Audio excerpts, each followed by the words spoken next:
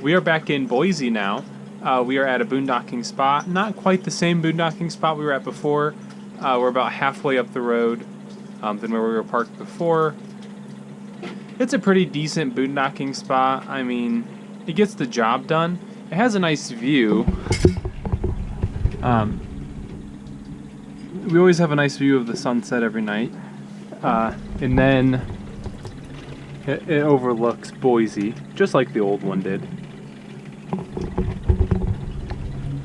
But we decided to come to this boondocking spot because where we were before was essentially just a parking spot for mountain bikers and dirt bikers and stuff to access all those trailheads, and there were just lots of bikers coming by during the day, and we just kind of didn't feel comfortable leaving the RV with the dogs in it during the day while lots of people were just coming and going.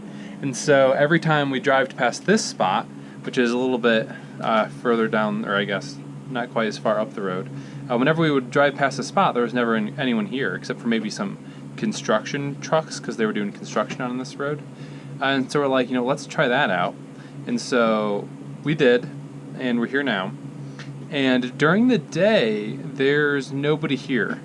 But at night, this place comes alive. This is like make out point. So people usually start arriving around sunset, which is what time, sun is just starting to set. And there's usually just so many cars up here that cars pull in here and they can't find a spot anymore. And so they turn around and leave, or they just try and sneak in somewhere. It's ridiculous. We've had cars parked right outside our door. Like, I could touch their car without even getting out of the RV. And it's ridiculous. And they'd be like playing loud music and talking and laughing all night. And it's just like high school kids, and they're just like smoking and drinking. And it's just totally make out point. It's actually been keeping us awake.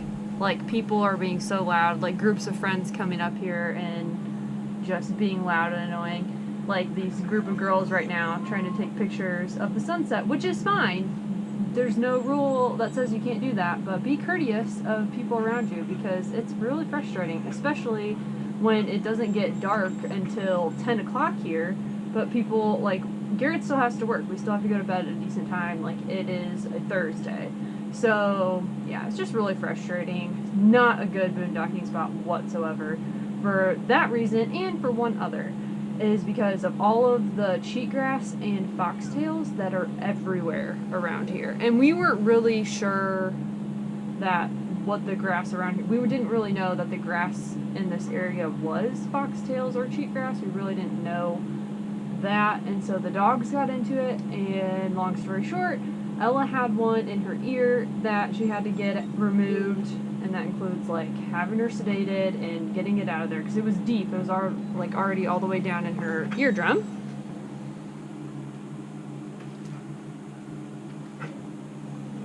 She's feeling much better now, but today, and that was last night that this happened, and then today we took Oakley in because she was coughing.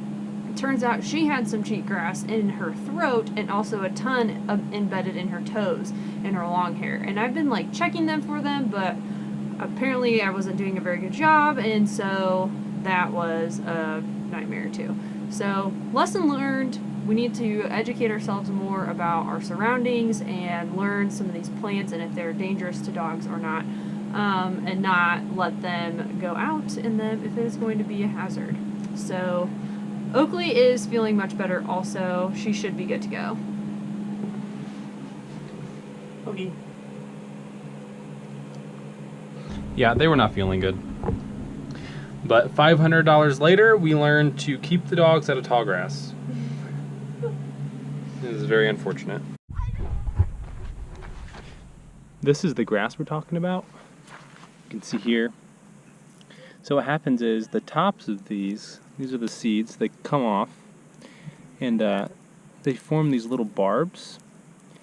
And the tip of them, this is cheatgrass, and the tip of them are pretty sharp, and they can only go one direction, and so they burrow into their skin or whatever it is, and you can't get them out. And if you wait too long, they can actually burrow completely through their skin or through their abdominal wall or whatever, unless they hit something hard like bone, and so they can actually be fatal. So You have to be real careful about this stuff. The foxtails are very similar, except they are more sharp. They're sharper and they're more pointy. So the tips of these are kind of rounded, and the foxtails come to like a cone and are really, really, really pointy and sharp. And actually, I mean, they hurt me when they get stuck in my socks. So that is definitely something you need to watch out for. I mean, we knew about it. I guess I don't know. We just kind of weren't paying attention, and they jumped in the grass, and there you go. It's more dangerous when the grass is dry like this, because then the barbs come off the plant a lot easier. When it's green, it's not as big of an issue. Also, since we've been here, we had a little mat that we would put at the base of the stairs to wipe our feet off. That just disappeared one night. We thought maybe it got blown away, and then there was somebody out here picking up garbage, so maybe it got blown into the grass and they thought it was garbage and maybe they picked it up. But then also the next night, Lindsay had her succulents sitting outside in the just on the ground to get some direct sunlight. And then she left them out overnight, and in the morning they were gone. Somebody stole her succulents. But joke's on them because they were dying anyway. So, but like, that's just ridiculous that someone would do that. But we've kept everything locked. Nothing else has been tampered with, so that's good. I really just can't wait to get out of the site. And like I said, Lindsay said it's a pretty bad spot. But what makes it good is that it's so close to downtown. You're like 5 minutes, and you're right in downtown Boise. So that's really nice. And it's the only like boondocking spot with cell signal within like probably an hour or 2 hours of Boise. So at least that we know of, and that we can get this big of a rig. So basically, we've learned several things. Keep the dogs out of tall grass and just keep them on a leash unless you know the kind of environment they may get into and that sort of thing. And the other thing we've learned is not to be so trusting of people and bring in all of our stuff no matter how small. Yeah, so I guess the lesson is don't trust people near the cities. We've had zero problems anywhere else. We've left all sorts of stuff out. We have a folding table with chairs and a grill on it. We've left bays open on accident. We've never had any issues. And then we come to a city, and there you go. And we know friends that have gotten several things stolen when they were in a city, like near LA. And so that's just, I guess, kind of be aware of that. But we're back in Boise. We haven't been recording a lot because we have such a backlog of video. We're having a really hard time finding a good enough upload speed to get videos up. The Boise library has been decent. It's hit or miss, but we've had a couple of really good days when we've been able to get stuff uploaded. But because of that backlog, we're really not recording a lot right now. So, There you go. yeah.